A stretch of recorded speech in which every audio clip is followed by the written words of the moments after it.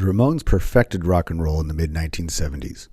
This makes perfect sense because as baby boomers, the original four members grew up with rock and roll. That is to say that the music genre itself was born and matured right along with them from the 1950s through the 1960s.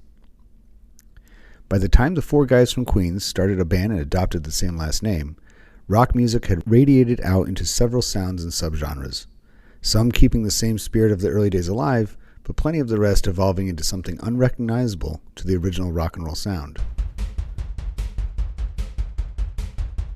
Monte A Melnick, sometimes referred to as the Fifth Ramone, was with the band for the entire 22 years trotting all over the globe.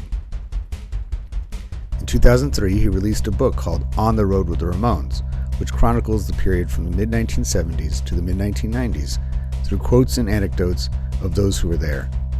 He joined me for a conversation on the EPS Podcast to dissect the band, as well as his book, as primary sources of their respective periods.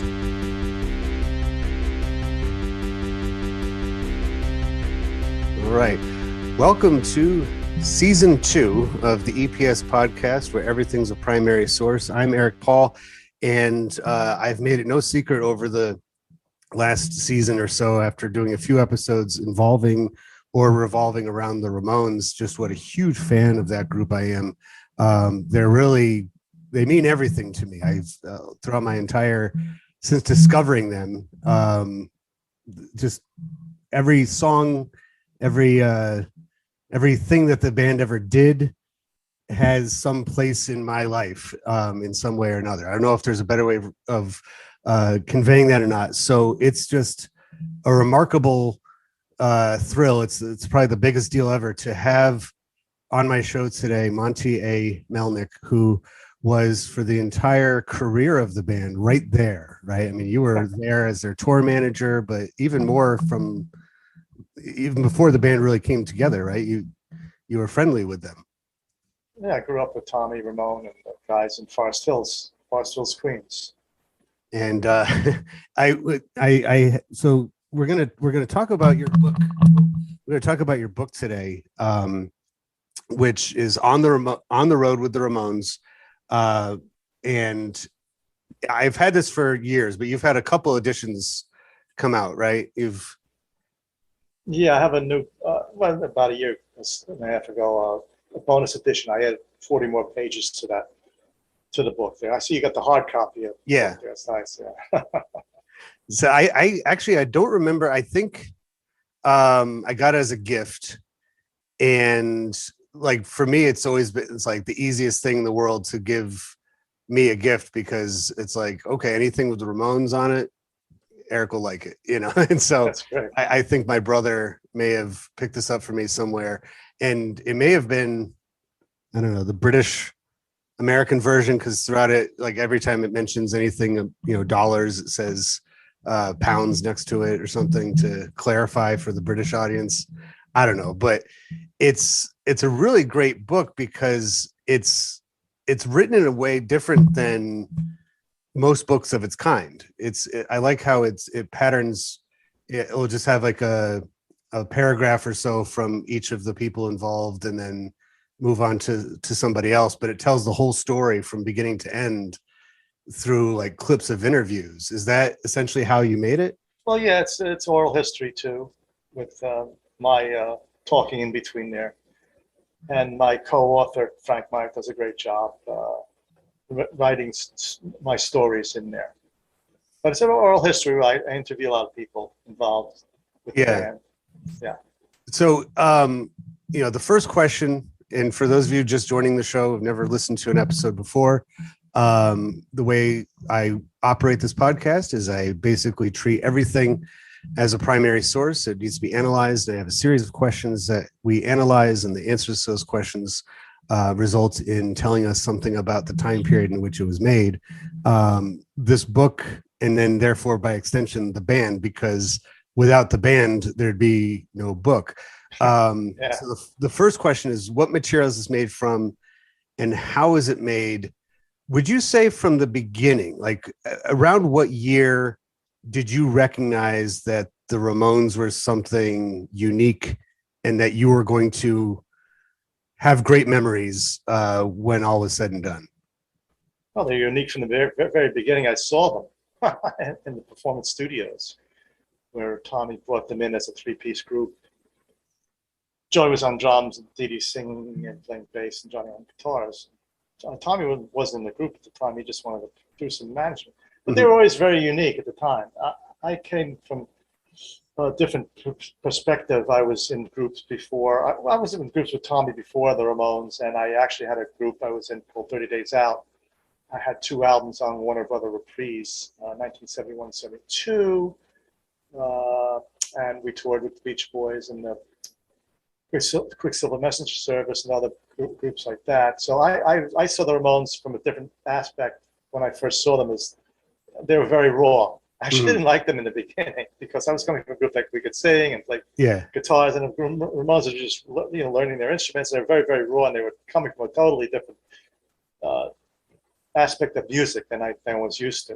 So it took me a little while. I started working with them doing sound, and little by little they worked up their whole musical experience and stage presence, and I got to like them better and better as I was working with them. Where did at what point did they ask you to manage their touring, or like how did that come about? Well, yeah, initially, as I said, we were working with Tommy in this performance studios, rehearsal recording studio, and he had the Ramones do showcases there, and I was running the sound for them at the showcases.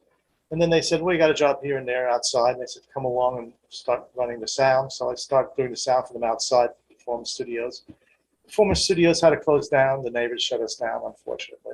And they started getting a lot of jobs outside, especially at CBGB's, where they played more than 60, 70 times. Wow. And there I went along with them, started doing the sound and helping them with the equipment early on, and doing a little driving. So I kind of worked my way up from the bottom up with the group there, learning all the aspects of road work and stuff like that. So when they started getting a lot of jobs outside of New York, I just took off with them and worked my way up from just a roadie.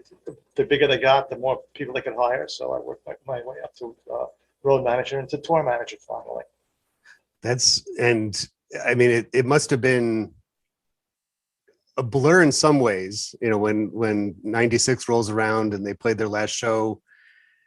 From at what point after August of 1996 to when you published this book, how long did it take you before you're like, yeah, I really should get around to printing that? Well, after Ramones retired, I worked with several other groups, Degeneration, Ronnie Spector, and a few other groups. People always coming to me and say, why don't you write a book? Write a book. Well, I'm not really a writer, and I wasn't comfortable with some of the things I had to say about Joey and the other guys. So when Joey passed away, I felt a little better. I could really write the book. And the company that did Joey's solo album, Sanctuary Music, also had a publishing company. And I went into them and said, I'm not really a writer, but they got me a ghostwriter. But the ghostwriter was so good, a guy named Frank Meyer. He was really into the Ramones. He was a journalist. He was a musician, streetwalking cheetahs. Did such a great job, they gave him co-writing. So at the time when Joey passed away, I felt I could really put it all into the book at that time. It seems like the group has had a few different rebirths. While they were around, they got renewed a few times by having new members added. CJ especially really seemed to bring it was like one of the fans became a part of the band when he joined. And then after they ended, I remember right around 2000 or so, and then definitely after when in 2001 or 2 when Joey passed on, it seemed to be a renewed interest, and a lot of people are like, how did I not know about these guys? Like a younger generation was getting into them. I started seeing a lot more Ramones shirts being worn around, and stores selling them that never even had them. Nobody knew them outside of the "Hey ho, let's go" chant at a baseball game. Do you think do you think there's a reason why they were rediscovered around the same time this book first came out? It's funny that they're on jock rock albums now. Right. Which they never expected to have that. They wanted a chant in the song. That's why they wrote the song, Hey Ho, Let's Go. You know what happened? When I thought, well, now they're bigger than ever. People say Stones, Ramones, Beatles in one sentence. It's like Yeah. amazing how big they are. I feel that early on, they were kids that didn't have any influence, and they grew up into positions where they could put Ramones music into like soundtracks. All of a sudden, commercials. All of a sudden, the kids grew up listening to the Ramones, loving them, and then they finally got a chance to do a lot for the Ramones that the Ramones couldn't get early on in their career, unfortunately. Yeah. So that's how they got bigger and bigger, because all these kids that now grew up, and we're getting them on all these things. As I said, commercials, movie soundtracks, and stuff like that. That's how I feel like got bigger and bigger, and people finally the radio started playing them, more in the States. They couldn't get a lot of radio play when they were around here in the States. Yeah. So now all of a sudden the kids grew up and they were into the position where they're DJs on radio stations and playing them a lot more, and they can be a lot bigger. That's how when I was in college, I had a radio show, and I made sure to play the Ramones all the time. Probably more than I was allowed to. But college radio was always played the Ramones, but the mainstream radio really ignored them for all those years. They couldn't get the hits. That's why they kept on they changed their producers all the time. Different, maybe the Graham Gouldman or Phil Spector or John blah. Maybe one of them could produce the Ramones and we'll get a hit on the radio finally. It's and that's, I think one of the things about the group is that so I did an episode last season about end of the century, and a friend of mine who did the episode with me put it so well. He's like, they're almost like they're from a time that never existed. Like they were just like the perfect combination of the 50s and 60s, and they arrived in the 70s, but it wasn't really the 70s that most people think of. It's not until recent times that we see the 70s with the Ramones in it. I think for most of the 80s and 90s, 70s nostalgia included just like disco, bell bottoms, the Brady Bunch, stuff like that. And it wasn't until, like you said, when people who had the ability to kind of pay homage to them referred back to them. But you think of like End of the Century, which was made in the end of the 70s. It's almost like they were going intentionally backwards to the 60s with that album, and instead of leaping forward to the 80s. It was almost like a different dimension, like a different time that didn't quite exist yet. By the way, that people ask me what my favorite Ramones song is. I like a lot of different Ramones songs, but my favorite Ramones song is on that album. Do you have any idea which song that is on End of the Century? Would it be Danny Says? No, that's about Danny Fields. Right, but I know All the Way. Joey mentions you in that, right? Yeah, that's it. He wrote me into the song. Monty's driving me crazy. It's like being in. It's had the honor of being in a Ramones song, which I always liked. Was that something that you appreciated at the time, or was it afterward? No, at the time it was nice. Even though I'm driving him crazy, which I was basically, trying to get him around. But that's when he viewed it. He also talks about other things: the vans driving him crazy, the monuments driving him crazy. There's a sentence in there that the bubble's going to explode. I'm never going to grow old. That's a sad fact he wrote into that song there. Yeah, it's that one is actually probably my favorite album. Well, Leave Home, I think, is my favorite, but I remember just listening to End of the Century over and over again when I was a teenager. And the sound quality of it, like something about it just made each of those songs seem very, I don't know, melancholy in a way. It didn't sound like their other albums. So it was always, it stood out to me for that reason, but I always liked that song a lot. Phil Spector production there. Yeah. The wall of sound. He added that to it. So, with the resurgence of their, I don't know, fame or anything like that. It seems also like the facts about the group kind of have gotten thrown away. You know, like I remember a couple years ago, Rolling Stone had a cover article.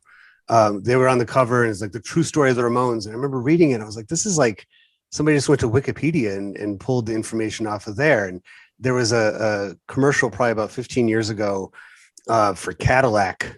And it had all these, you know, it's like good things come from garages. And they showed like Apple computers was started in a garage, and you hear, and the whole time they're playing they're playing do you remember Rock and Roll Radio for the commercial? And they're like, and the Ramones started in a garage. I'm like, I don't think they did. Like, no, that's grunge rock. And like didn't start in a garage. They started, I still remember that, like you said, in performance studios and CBGBs. And didn't they sometimes rehearse in Joey's mom's basement? Yeah, basement. Yeah, Joey's mother had an art gallery in the basement. They first started off down there. So I feel like it's another very important thing about this book is that it sets the record straight, because there's nobody else that had the experience that you did, that you were, to use the term from my podcast, the primary source. Like for all those shows, you like, where was Monte A Melnick during every single one of those concerts? Were you like in the wings, backstage? It depends on what year you're talking. Yeah. You know, in the early years, I was working the sound for them. Yeah. The sound for them in the early years, till they got enough money to hire a professional sound company, and the more people they could hire, you know, drum roadies, guitar roadies, come along. I was setting up equipment, driving, and everything. Later on, you know, I was, you know, I had to do everything that a road manager, tour manager did. Usually when I put them on stage, I'd probably just, you know, watch, make sure everything's okay with the barrier and everything's going on with the crowd and everything. I'd go talk to either the venue, the promoter, or the club owner or something, start settling up and, you know, getting paid and stuff like that. So it's because the band didn't like to hang around very much, so I'd like to get that done earlier while they were on, so they can get out of there quickly, you know. So they were no nonsense with that, right? Yeah, they didn't like to hang around. I was reading that section about the barrier. It seems, were the Ramones pretty much responsible for venues having the big barrier? Because it seemed like, at least early on, a lot of places didn't, right? Like a lot of clubs usually didn't have any barriers. Johnny didn't like anybody on stage. This is our show. Let's not have anybody jump on stage. They hated people stage diving and jumping on stage. Yeah. So I'd have to ask for barriers, basically. You know, a lot bigger festivals always had barriers, right, to keep people away. But basically, clubs never had any. I always brought in barriers to a lot of clubs just to make sure that we could have that separation. And it wasn't so much because I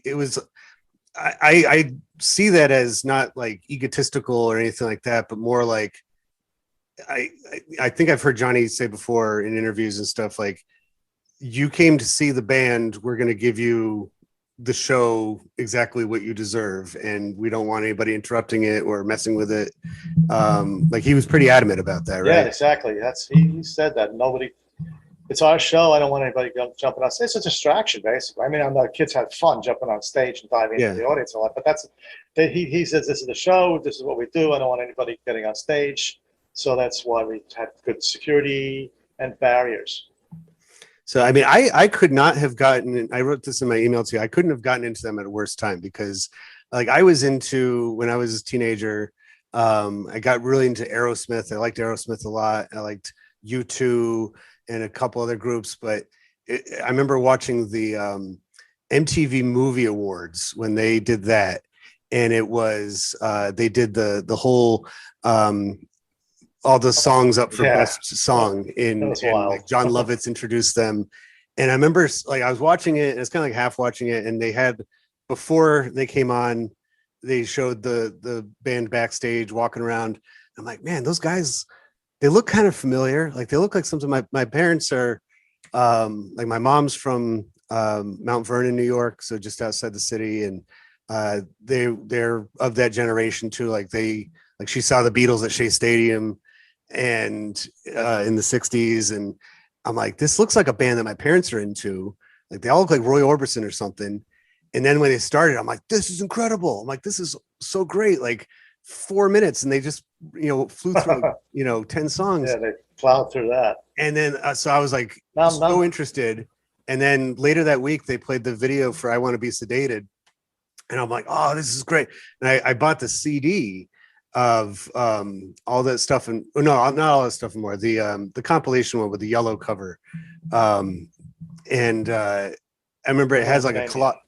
Yeah, it has Ramones Mania. Yeah, it has Ramones a collage Mania on it that says punk concert on it, and I was like, punk, because I'd always thought punk was mohawks and spiky hair and boots and everything like that. I'm like, these guys didn't look like what I thought a punk rocker was, but they really were. They started that. I mean, it wasn't like they defined the sound, if nothing else. And yeah, you're thinking of the English punk rockers, right? That got and then they came to the States with spiky hair and all that. But the Ramones, they initially didn't like being called punk rock, basically, Because didn't they see some of their competition they as went like to England.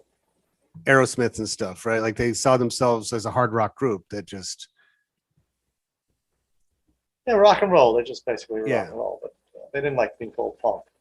But they started all out, basically, because the way they played fast, loud, short songs, no solos and drum solos and guitar solos.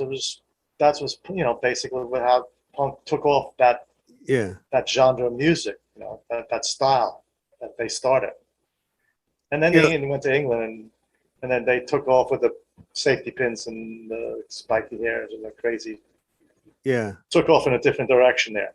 I've been watching that miniseries Pistol on Hulu about the Sex Pistols, and they kind of mentioned the Ramones a little bit in it, not as much as I think they deserve to be mentioned, but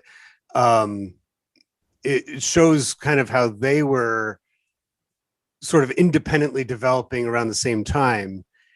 But considering, the distance between, on other sides of the ocean, the Ramones sound, the look, everything like that, could that have happened anywhere else than New York? I mean, is that like the ultimate, like if it was, to me, the Ramones are New York in musical form. Like they are New York City. Do you think they would have sounded differently if they had formed in Buffalo or in Columbus, Ohio, or something like that? Well, the Lower East Side at that time was a rough area. Bums and junkies and Salvation Army, and it wasn't a pleasant area, and that kind of formed the whole musical scene down there. The rough musical scene down there. Yeah. So that all influenced it. Yeah, I would say New York influenced it heavily. I wouldn't know what it would be like in Buffalo, but New York definitely downtown Lower East Side had a lot to do with the whole scene down there. I mean, that's my way of thinking too, is that it's quintessential in New York. Like if you were to, if you heard like fiddle music and guitars without any vocals, you're like, oh, that's from Tennessee. If you heard, surfer strains, you'd be like, oh, that's from Southern California. If you hear Johnny Ramone's guitar, you're like, that's New York. Like has the attitude. It has I'd say the stripped down, no nonsense. They can. I just thought it was so brilliant how they would play through so many songs at such a breakneck speed and not do the talking to the audience. And I interviewed Joe Queer of the Queers a few months ago, and I ended up naming that episode "The Apostle of Joey Ramone" because he was talking about how Joey, kind of like became his guide and explained to him like, you just gotta, like, the audience didn't come to hear you talk to them. They came to see you play. So here's, so they were professionals all the way through, right? Like they didn't mess around with distractions as much as other groups. No, I mean, they worked on their stage presence and they'd rehearsed a lot. In fact, before every show, they'd have a little practice pad and a little amp and go into the dressing room and warm up and play a bunch of songs. Joey would take a little boombox, go into another room, do vocal exercises before every show. Before every show, they warmed up. They rehearsed a lot off the road. They worked on stage presence, what to do, where to come, when to take their jackets off. the whole stage business. It wasn't just, play 3 chords and that's it. They really worked on it very hard. Did you advocate for that at all as tour manager, or is that something that just kind of came organically from the group? No, that's the group, Johnny and first Tommy, and they all worked on it. They sat down together. I mean, if you see some early versions of the Ramones, the Ramones were transitioning from like glam rock period into what you call the punk rock period.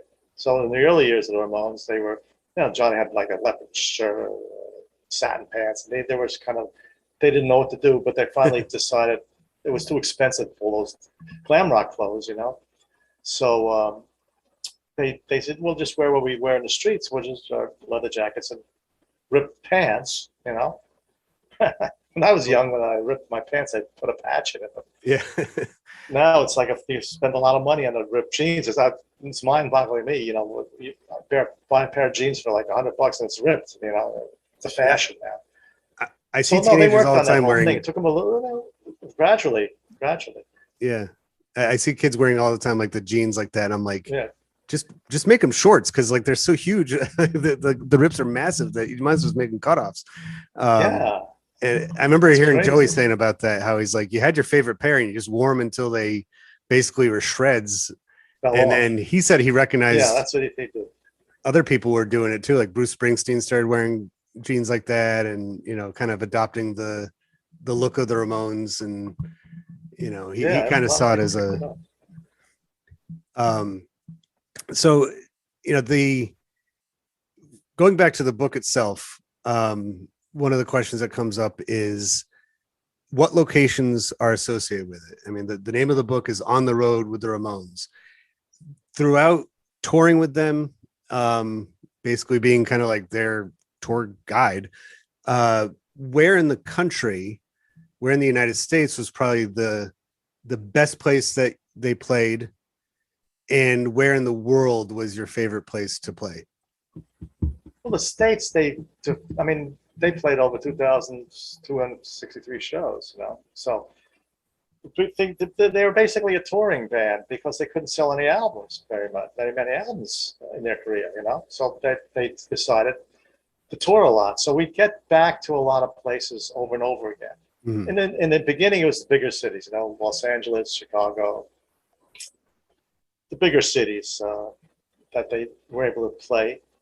But little by little, they started playing all over. I think we only missed like 4 states in the whole United States we didn't play in. We played in every other United States, particularly everywhere, But we managed to come back over and over again. That was a good thing about it, Smaller city like, say Cleveland or Columbus or something, we come back over and over again and develop it. That's how they developed their audiences. So basically they were a touring band, so we played everywhere. As far as where I liked, you're talking about 20 years, there's a lot of places I really liked to play. I like going to Japan a lot, basically, because I was so much different than everywhere else in the world, basically. People didn't look like you, they didn't talk like you, the food was totally different, the culture was different. So I really enjoyed going there. Australia was terrific. So a lot of places I like to go. That was my life for 20 years, just traveling all over the place. That's why I stuck with them, because they kept on going back and back and back. And they get, building a bigger audience each time. So it got a little better. And each time we went back to different cities, That's incredible. And you couldn't have asked for a more dynamic group to be with, because it must have been just so much fun watching the audience react to them and respond to them, because you can't listen to the Ramones and not feel energized and happy. There's really no way about it to not feel good. Well, the funny thing about that, in the early years, when I went to a small club, say like one time in Washington or Remington, Washington, or a small lumberjack club, and the kids are going crazy. They're jumping around, they're smashing around mosh pits and jumping. And the club owner or promoter come to me, what's going on? There's a riot going on in the crowd. So no, that's the kids that they're having fun. They want. To me, I wouldn't get into those. You get hurt in those, developing like mosh pits. And, crowd surfing and all that stuff. The early years, the club owners didn't know what the hell was going on. They said, let's stop this. I said, no, that's the kids having fun. That's what they're doing. Yeah. Yeah, oh boy. So little by little, they realized that that's what the kids wanted to do. You know? Mm-hmm. It's and I mean, I remember being at a concert in Philadelphia. It was a little club, and the headline band was Sloppy Seconds, who they did a great tribute to Joey after he died. And they were, you know, there's a bunch of other punk groups ahead of them, but there was like all the different genres of punkers there, you know, like every different kind of punk rocker. And in between bands, you know, they have the house music playing, and it's just, you know, the same old stuff. But then all of a sudden, I Want to Be Sedated came on. And it was like this moment of like, that's why we're all here. You know, even though the Ramones aren't playing here right now, or any of their members are with us right now, the reason that we're all in the room dressed the way that we are, about to dance or slam dance the way we're about to dance, is because of that group right now. And everybody here, no matter what edge of the punk spectrum they were on, has to pay homage to the Ramones, because if it hadn't been for them, the rest of it probably would not have taken shape. They were the integral part of all of that whole story. So that, by the way, that song Sedated just went platinum last year because of the pandemic. Everybody liked the song so much. And finally went platinum after all those years. It's another. I Want to Be Sedated. Because and Joey wrote that about being on the road, right? Like he was just going crazy. Yes. Hotel room to hotel room, and Yeah. just wanted to go home. And that song, Right. It's happened in a number of other settings throughout my life. I've just been in like a pub or a restaurant, and I hear it on the background, and there's people that, you know, they don't look like they're into punk or anything. They just start tapping their toes or bobbing their heads like, yeah. I'm like, I know this music really should be on the radio a lot more often than it is. You know, it's like it should be on everywhere. It should, you know, I think Henry Rollins put it well, is like, you could solve, you know, world peace by just, you know, blaring Ramones everywhere you go. Everybody would get along with it. Yeah.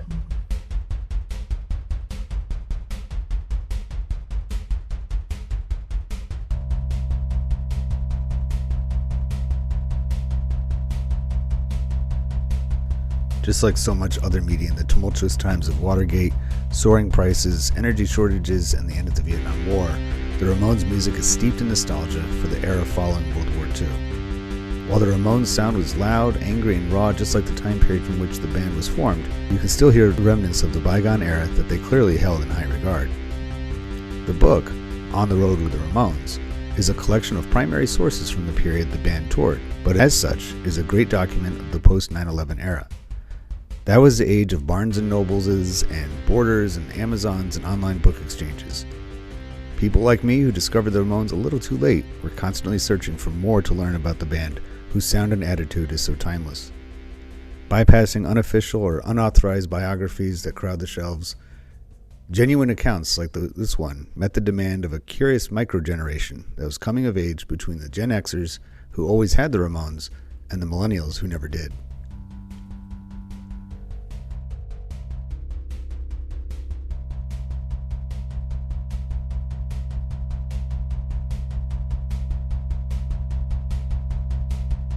You were just in Germany. Yeah. Was that something related to this book or the Ramones in general? Yeah. Well, in Ramones, there was an Electric City convention in Dusseldorf, and we took it up to Berlin, where there used to be a Ramones museum that shut down during the pandemic. So in Dusseldorf, they had a called Electric City, a musical convention, and they decided to concentrate on the Ramones this year, and they brought in John Holmstrom from Punk Magazine along with me, and George DeBose, the photographer. He also was my partner. George and I managed Marky after the Ramones retired in '96, and he actually lives in Germany, but he was there for the convention, and we did a little talk about the Ramones and Dusseldorf. Then we took it up to Berlin in a little small club up there. Now, they've always been pretty big in Germany, and does that have a lot to do with Dee Dee's background? Yeah, he grew up. Yeah, he grew up in Germany. He grew up in Berlin. That's in younger years. Yeah, definitely. And we always had a good promoter there, a guy named Skumak Skabatka. If you look on my Facebook, I put a picture of him up, and I managed to see him after all these years there. And we always played Germany quite a bit. Quite a bit. Funny story, I tell you, we always managed to. Just funny story that we always managed to. First time we went to Germany was Thanksgiving, and the Germans didn't know what the catering company didn't understand what Thanksgiving was, so I had to explain to them. But every time we came back like 3 or 4 different times, and during the Thanksgiving period, so that finally the caterer finally got it right with the turkey and all that. It was kind of funny. We kept on coming back during Thanksgiving, That's funny. My brother he was studying in England one semester in college, and he went for Thanksgiving. The closest thing they could find was a Tex-Mex restaurant somewhere in London. And so a bunch of his fellow US classmates, and one of them brought along an English friend of theirs, and he was like on his cell phone, like, I'm in a Tex-Mex restaurant having Thanksgiving with a bunch of Americans right now. And and he's like, what do you guys do on Thanksgiving? They're like, eat and watch football. And he's like, oh, that's it? And like, yeah, pretty much. But it is a very uniquely American holiday. It's not really translates the same way other places. That's funny. So they finally got it right, and they provided all the trimmings. Yeah, when I was looking at your book, and it had all the writers, the things that they would want in the dressing room before and after the show and stuff like that. It didn't seem like, because you hear about some of the rock and roll rock stars, like, I want exactly 300 M&Ms and they all have to be red, or they were never that particular, right? It was, well, no, I didn't want, because we played a lot of small clubs in the beginning, and I didn't want to do too much because they'd just ignore the whole thing. You want this, forget about it. So I just kept it to the basics, and they mostly supplied everything we needed, but I didn't want to go overboard, because a lot of times in the early years, the club owners would just they throw it out, they throw the rider out, they wouldn't even look at it. There's a reason why there's famous about the M&Ms. The reason behind they don't know, like brown M&Ms and all that. I've heard bits and pieces, no pun intended, but yeah, I don't really know the exact story. Well, that's there because the group, I don't know, Van Halen or one of the groups, if they came into the dressing room and there was the M&Ms that had all the brown, that means that they weren't reading the rider. Oh, they did as a test, basically, not as being stupid. And I don't want brown M&Ms. They did that as a test to come in and say, oh, well, you read the rider. You actually did that. You know what I mean? I didn't do anything like that, but yeah. But well, I mean, the kinds of things that were on there are so quintessentially American, just like the Thanksgiving feast. It's the Ramones are really the most all-American band you could really dream up, right? I mean, they Yoo-hoo and the Yoo-hoo thing is funny because outside the States, the foreign promoters would call me up and they say, what is this Yoo-hoo? What is? I said, don't worry, just get them some chocolate drink. It's okay. They were totally confused by the Yoo-hoo outside the United States. Even some places in the States, because it was like a local thing. I said Yogi Berra here of the Yankees used to promote Yoo-hoo. I think it's famous. It was Nihi for Yoo-hoo or something. So kind of was like a local type of drink, but they understood it was a chocolate drink that the Ramones liked. I started drinking it just because of the Ramones. I saw the pictures of Johnny Ramone with his Yoo-hoo shirt on, and the one that somebody made for him, and I was like, and I remember I would drink it. I'm like, oh, this is fantastic, so I'll just keep drinking it. But I got into it because of them, and it's just funny how these pop culture things just kind of swirl around and get to the group. Going back to Didi and his background with Germany, did that influence more than a few songs, right? I mean, it's in Today Your Love, Tomorrow the World, and it's a long way back to Germany. Yeah, and so I mean, would you say that had it not been for his inclusion in the band, they might not have had such a strong relationship with that country? Well, maybe. I mean, they were bigger than other countries that none of the members were part of the earlier years. So but I for sure it helped a bit. And they spoke German. They liked that there, so it helped a bit in Germany. But I mean, as I said, we played so many different countries. Yeah. So Well, I just remember when I heard about the Ramones Museum being in Berlin, I was like, why Berlin? I'm like, oh yeah, well, because I mean, Dee Dee has that connection. well, it was just that somebody in this guy Florian Haler had a huge collection of Ramones stuff, and he decided to open up a museum there. And he collected a lot of stuff. So it should be here in New York, but it's so expensive to do anything here in New York. Nobody ever thought about it. Nobody here in New York had that massive collection he had. So he happened to be in Berlin. He's trying to open it up again because he had it closed during the pandemic. There was some kind of exposition in Queens a couple years ago. Yeah. Wasn't there? I tried to get to it, but that was a great show. You missed that. I feel really. Queens, I was in Delaware, and we were about to head back to New Hampshire, and I just I saw it online. I'm like, oh, maybe we can stop by. I should have seen it, huh? It was at Queens Museum, 2016. I think it was called The Birth of Punk. And we had a great museum there. Of course, I lived near there. I was working near there too. And I had like 170 pieces from my private collection in there. And it was like 4 or 5 rooms of really, they did an intensive job. And it went to LA to the Grammy Museum, which was a little smaller. They had to cut down some of the rooms. It was supposed to like travel like the Bowie exhibit, but the internal Ramones Corporation they were having problems, and they just didn't get around to doing that. And so they broke it up, and I got all my stuff back, and I put a lot of stuff on auction. You're probably just bursting with Ramones memorabilia. Well, I was because I put a lot into that show, and it's kind of like my pension. All those Ramones pieces that I sold. Yeah. Is it kind of weird seeing stuff like that? Like when you were, especially maybe like around 1980 or so, the band had been going for a couple years.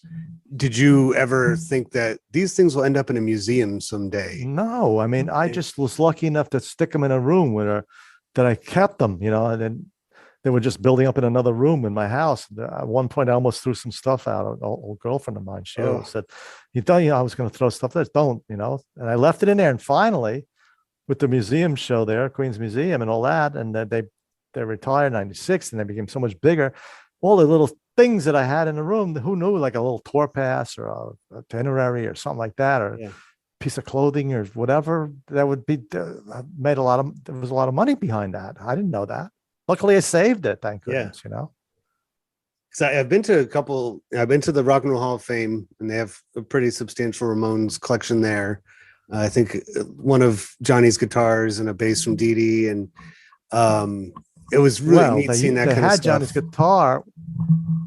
They had Johnny's guitar, which is so Danny Wright owned that guitar when the Ramones retired in 96. He said, I'll sell you. He wanted to get rid of his equipment, Johnny, his guitars. And he said, I'll sell it to Daniel. And Daniel bought it for like $20,000 last year. You know what that auction went for? At least $1 million. His original guitar they played, almost $1 million. Oh my God! So Daniel's doing good. And Johnny bought his first Mosrite for $50, right? Right. Yeah. And this one guitar he used basically most of his career. That's why it went for such a high price. He used it on most of the shows and a lot of the recordings. So it was an iconic guitar. And he liked that style because it was pretty much what the Ventures used, right? I mean, it was like that early 60s style guitar. No, it had the neck he liked, wasn't a smaller type of neck and stuff like that. And because the way he played with the bar chords and stuff and downstrokes, he liked the guitar very much.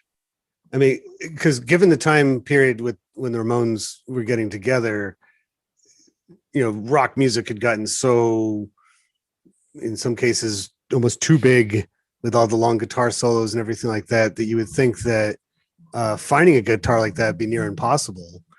But it seems pretty correct for the time period also to have a lot of nostalgia for the 50s and the 60s. There's so many movies in that era that were coming out, like American Graffiti and Grease, that really held the 50s and the early 60s on this like high pedestal. And the way I always heard it, the Ramones, even though they have that buzzsaw sound, they're very much more song centric than guitar centric. Like, Yeah, people don't realize there's melodies and songs behind the Ramones, not just three chords hacking away, you know. yeah, And they grew up with listening to a lot of great music. I mean, Tom and I used to go to the Fillmore East here in New York. Was a fantastic venue. You know, it's Fillmore West, Fillmore East at the time. Yeah. Fillmore East here, and we saw so many bands, and they grew up listening to lots and lots of music. You know, I never got to hear. I bet if I dug, I could probably find it. But Tangerine Puppets, what was their sound like? Was it very 60s, like jingly? Yeah, they did a lot of cover songs that was, you know, early stuff, yes, or 60s and like Tommy music. James and the That's funny 'cause- Shondells kind of stuff. Yeah, well, yeah, I get, you know, funny thing about it is, you know, I went to junior high school, Tommy, and I went to high school, Tommy, one day in the auditorium, was a talent show, and I'm up in the audience, and then they came on and played, and Tommy was playing guitar, and Johnny was playing bass for that group. There's a picture of that in my book there. But yeah, I saw them way back then. I can't really remember exactly what they were playing, but it was, you know, it was cover songs basically, you know. I mean, my high school band, you know, the band I formed in high school I formed it because of the Ramones. Basically, I learned how to play bass, listening to their music, and our guitarist was far more talented. He could play a lot of other stuff, but I almost intentionally held us back. And I think that our first couple of shows were all cover shows, and I would say about 60% of it was Ramones, because I demanded it. And it was funny because I think the first song we ever performed live was I Don't Want to Walk Around With You, which turns out that was the first song that they wrote, right? It's one of the early songs. Yeah. So you're a bass player. I'm a bass player too. Yeah. I was reading about it. You said you picked it up pretty quickly, right? Like you weren't even really at all into playing music, and then you just kind of picked it up. Yeah. Well, you know, as I said, I went to junior high school and high school, Tommy, and he was always into bands, and I was good friends with him. He said one day, you know, why don't you go buy a bass and try to learn it? I picked up really.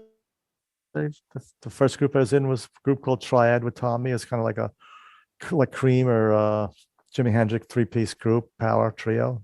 And then Tommy went on to doing recording studio. He worked as assistant engineer. He got into recording studios. He really wanted to do engineer and produce groups, and initially that's what all he wanted to do with the Ramones, is produce them and engineer them and manage them in the beginning. And then I got into another group called 30 Days Out, which I said before, I was had 2 albums on 71, 72. We toured with the Beach Boys. And then I got into another group after that with Tommy. After that group, like right at the end of glam rock period, group called Butch. If you look at the picture of me there, we're like glam rock with the satin pants and the suspenders and stuff. So I was in several groups with Tommy. Would you say Tommy is? Oh, I just happened to open up to the page with Tommy's picture. Is he sort of the brainchild of the Ramones? Like they probably would not have existed without him. Well, yeah. I mean, he brought the group into performance studios to manage them and produce them, basically. And then they couldn't find drummers because they didn't know that nobody could understand what the Ramones were doing in the beginning. You know, but Tom would sit down on the drums and try. He was a guitar player, but he was a great musician. He'd sit down and play along with these drummers, you know, play along with the group like this. And no drummers can understand what they're doing. They were so raw in the beginning. So they asked him to join the group. So once he joined the group, you know, he wanted to kind of like manage them also. You know, he drew up a lot of the promo ads and stuff like that, and bios and stuff like that. He worked on and did a lot of early interviews and stuff. So he was like, I say he's the architect of the band, you know. It seems that, and because he left that position after a couple albums, but he seemed very humble. I mean, honestly, like that style of music, which, you know, dozens of bands try to replicate since the Ramones, if not just influenced by them. He doesn't get nearly as much credit as probably he deserves. And he seemed like a pretty humble guy. Oh yeah. I mean, initially, as I said, he wanted to manage them and produce them, and they got into the group, and touring was just was grinding for him. He just couldn't, you know, so they were playing a lot of groups, shows over the years there that he was there, and he decided he just couldn't take touring anymore. But he said and he's producing. He was working engineering with them, and then he stayed with them to produce a lot of great albums for the Ramones and stuff. Stuck around. And when he quit, he brought Marky into the band, worked with Marky and stuff like that. So he was always involved even after he left the band with the band. Yeah, but he never. I remember seeing him at the Rock and Roll Hall of Fame induction, and he gave an incredible speech. He thanked everybody need to, but I don't know. It's just maybe because I was just so into the group, I knew about it, but a lot of people probably didn't realize even then just what a huge role he played. That in the famous logo, his name ought to be really at the top, as the leader almost.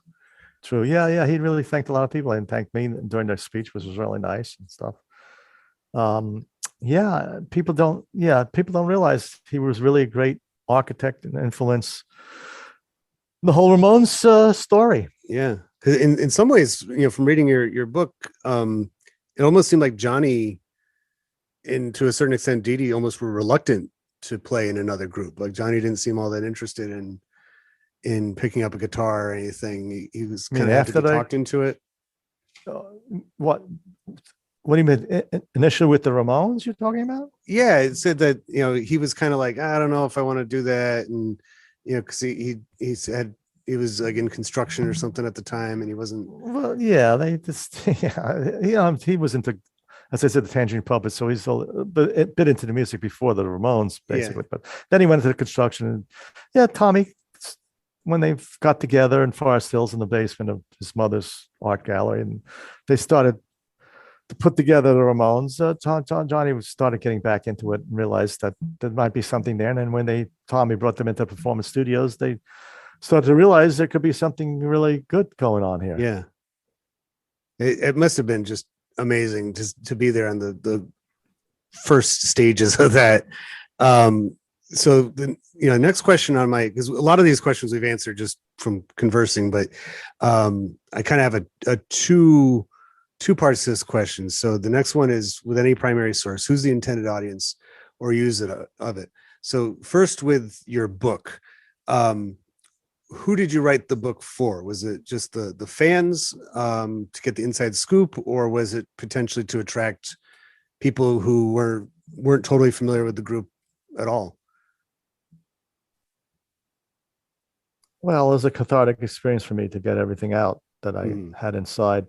It was for basically, I wanted to tell the story also what it was like to be with the group, and also all the people behind the group, what it's like. People go to a show, they see the band on stage, they don't realize underneath the band is a foundation. There's a crew there. Yeah. There's other people that are really involved. So in my book, I talked about what the band was doing, also how the crew was involved and how I was involved with the crew and how that affected the band. You go see a band, people don't realize if it's a bad sound mixer, the band's going to sound bad. Right. A lousy light guy, the light's going to look bad. Or the guitar roadie's bad, the guitar's going to sound bad. So there's a lot of people underneath. There's a foundation I try to bring out in the book. Also, I put the writers in and the stage plots and that, and also working with the band, what it was like working with the band. So it was all that I try to put into my book.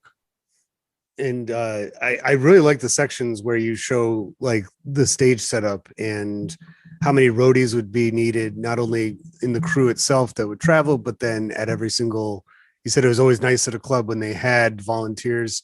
College campuses seemed to be the best, right? Because they already had a group of enthusiastic, young people like, yeah, I'll help, and, unload and load up everything. Yeah. Sure. Some clubs, I had trouble getting people to help the crew load in and out. Some of these clubs there was up downstairs and was horrible, So colleges always had extra. It was always nice playing colleges and stuff like that, Now, as far as people don't realize that I had I had to deal with in my book. So I deal with a crazy band, but I also deal with a crazy crew too. So it's double the amount of nutty people around me. You know what I mean? So I'll try to throw that into the mix. You know what I mean? So you were like just the kind of like the hub of everything, right? I mean, like, well, that's the job of a road manager, tour manager, is to bring everything together, and make sure everything works and all the people are working properly and behaving properly, which is Sure, at times. When you were at like festivals and stuff with other big groups, did you get to commiserate with other tour managers about some of the same kind of yeah, issues? I talked to them. Yeah, I had some conversations with a bunch of people. Sure, you talk about it. And there's other books out there you can read about what's going on. But yeah, I try to bring that out in a book. A lot of people don't realize what a road manager or tour manager really does. So I try to bring that out in the book. Yeah, quite a bit. And I think the book form, and there's other books about the Ramones too, but this one's by far my favorite because of the perspective that we get about the group from you. But it seems like every now and then the topic comes up of a Ramones biopic, that they want to make a movie about the Ramones. And I'm like, I always think to myself, I'm like, I don't know if you can do it. I really don't think anybody can replicate that for the screen in any real solid way. I mean, do you think there's any other reason why?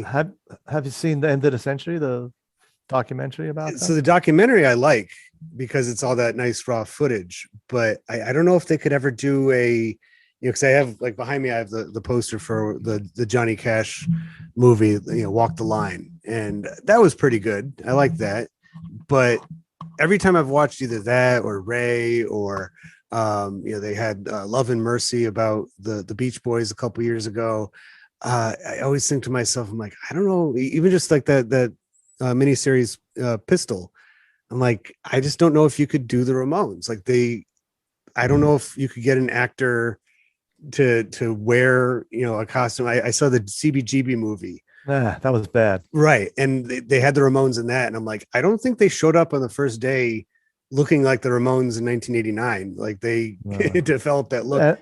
And the weird part about that is that the people that are managing the Ramones were having problems with each other. And I think one of them didn't like the way Johnny looked. So they wouldn't let them use the Ramones songs in the movie. Those are actually Joey Ramones songs in the movie. They didn't play. They sound like the Ramones, but people don't realize. Yeah, they wouldn't let them use the real Ramones songs. Just saying, they didn't do a good job of the way the Ramones looked and how they were portrayed. But there is, Mickey, Joey's brother, wrote the book "I Slept with Joey Ramone," which is an interesting story.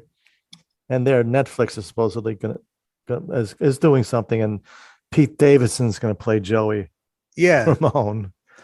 So we'll see. I'm trying to be consultant on the movie, Ramones consultant, so make sure they got the right stuff on the movie. We'll see what happens with that. Well, I know that they have legions of fans, myself included. I'm not nearly as gatekeeperish as some people are, but there's legions of Ramones fans that are so detail oriented that if they get any one little thing wrong, Joey wouldn't hold his mic like that, or he wouldn't. It's like they're not gonna, the movie, whatever comes out is not gonna do well. And so I don't know if that's one of the reasons why nobody's touched the Ramones as a. Well, it's also such a big, 20 something years. You got so many different aspects of the Ramones, and not just one thing, one group. Basically, it's a bunch of 5 different versions of the Ramones over the years. That's when I was doing the cover for my book. Most books have a photo of the band on the cover, but there's 5 different versions of the Ramones. I figured I didn't want 5 photos, so I got John Holmstrom to do the cover of my book, which is great. That's me in the van with all 8 Ramones. There were 8 different Ramones over.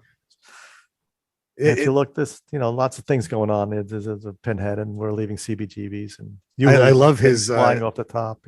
I've always loved his style of drawing. Yeah, I have a bunch of the back issues of the Punk, reprinted Punk magazine. He's great. And as I said, we just got back from Germany with him. We did a convention together, and he was telling his stories, and I was telling my stories. Also, on the cover of my book, there's the sign 2,263 miles to go. That's how many shows they played, actually. Oh, man. And another good thing about my book is that the publisher let me put in a lot of images and photos and tour passes. So they're like all like 300 different images. Usually your book has like text, some pictures in the middle. They let me put in it's a very colorful book with tour passes, itineraries, photos and the way that the art director put color into the book I was very happy with what they did. No, like I said at the very beginning, it's exceptional, not only for the information, but just the layout alone. I love, and I'm pretty sure because I was rereading it the other day, in getting ready for this podcast, but back when I first got the book a couple years ago, I'm pretty sure I read it by the end of the day that I got it. It was just like, so like you go through their entire career, and then you have, like you said, like those great little compliments of the images to go along with it. So it's almost like, it's like listening to, well, it's like you say in the introduction, like just sitting around like a bar or something and listening to the stories, but also having the nice, it drove me crazy growing up, after 1996, you didn't get to see them. I was this close to seeing them at Lollapalooza. They were going to be, because I was in way upstate New York as a teenager, and they were going to be in Burlington, Vermont with Lollapalooza, and I was going to go, but then I wasn't able to get there. And it seemed like almost every single person that I've met since then, it's like, oh yeah, I saw the Ramones 5 times, right? I saw them here and there. I'm like, like I never got to see them once. So talking to you has kind of cleansed that. I'm like, well, maybe I didn't get to see the band in any of its versions or forms, but being able to talk to the person who's responsible for getting them to those shows that all the people that I've known that have seen him live got to see has just been incredible, to say the least. So I really appreciate you taking the time. Yeah. I'm pleasure. Yeah. So I again, I can't thank you enough for taking the time to talk to me about your book, about the greatest band of all time. I know you said they're the hardest working band you've ever known. Has anybody ever come close to competing with them as far as how hard they worked? Well, I only work with them basically, and a couple other groups after that. But no, as I said, they worked hard at what they were doing. It wasn't just play 3 chords and that was it. They rehearsed a lot. They worked on their stage act a lot, and they thought about a lot of different things that really made the whole act work. Yeah. I mean, and you said it so well before about just it's like when you watch a really good movie or TV show and you see that the credits at the end, and you're like, all these people made it possible. And so it's really great that you put in your book basically the credits for 22 years of touring of the Ramones that made that possible, because it wasn't just the 4 guys on stage. It was a whole litany of other people behind the scenes. Yeah, I list all the crew in the book there too, and the people that were involved with the band and the agents and managers and all that. I all list them in the book. Yeah, and so much of that didn't really even exist before the Ramones, as far as for that style of music and the kind of the band that they became, constantly touring like that. So they really broke a lot of ground, it seemed, in that area too, of because like I said, I've been to plenty of shows and concerts and stuff, and I got to think that especially the smaller clubs and the smaller venues that have a lot of the punk acts and stuff like that, probably, and I think even the one closest to where I am at Hampton Beach Casino and Ballroom hosted the Ramones a few times. Yeah, I remember that place. And that's a great place to see a concert, because it's very turn of the century. It was built 1899 and is designed as like a dance hall, but is a great venue because there's really not a bad seat. Yeah, it's a good place. It's right on the beach and the boardwalk and everything. It's very conducive to a rock and roll concert. So this has just been spectacular. So thank you again, Monte A Melnick, for joining the EPS podcast, where everything is a primary source, including on the road with the Ramones and the Ramones themselves. So thank you again for joining the show. And just remember, the book is out on Amazon.com in a bonus edition. Oh, that's right. There's an extra 40 pages, you said. Yeah, only on Amazon right now. Only on Amazon. All right. Bonus edition. Make sure you check that out, everybody, and join us again next time for the EPS podcast. Welcome to Season 2 of the EPS Podcast. I hope you've enjoyed listening to what you've heard so far. Full-length episodes like this one are being delivered on Thursdays, while shorter episodes, the products of my EPS Podcast live exhibits, come out on Tuesdays. If you like what you hear, consider becoming a patron. Follow the show on social media, including YouTube, and especially on Instagram. I look forward to you tuning in again to the EPS Podcast, where everything is a primary source.